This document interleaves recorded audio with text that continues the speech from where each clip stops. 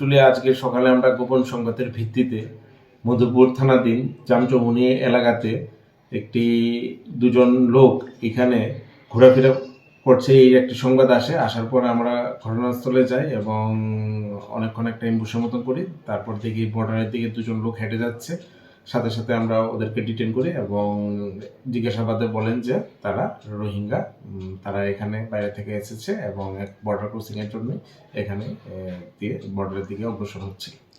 কি নাম স্যার তাদের? একজনের নাম হচ্ছে গিয়ে আপনার ফারুক, আর একজনের নাম হচ্ছে গিয়ে সহিল। তারা কোথায় থাকতো? তারা মেনলি বাড়ি হচ্ছে বাংলাদেশ, কক্সবাজার যেটা বললো, আর তারা যা বললো প্লাস্টিক কোম্পানিতে কাজের জন্য দিল্লিতে এবং পরবর্তী সময় জম্মুতে তারা কাজ করছে। আপনার থানা এলাকায় মানে কোন সীমান্ত দিয়ে তারা যাওয়ার কথা ছিল? কোন সীমান্ত ওরা তো ডাইরেক্ট আইডেন্টিফাই করতে পারেনি এখনো, তাই ইনভেস্টিগেশন চলছে। শোনো শোনো ভোজন রসিক, শোনো মন দিয়া, ঝাঁঝের স্বাদে রান্না করো লং তরাই দিয়া।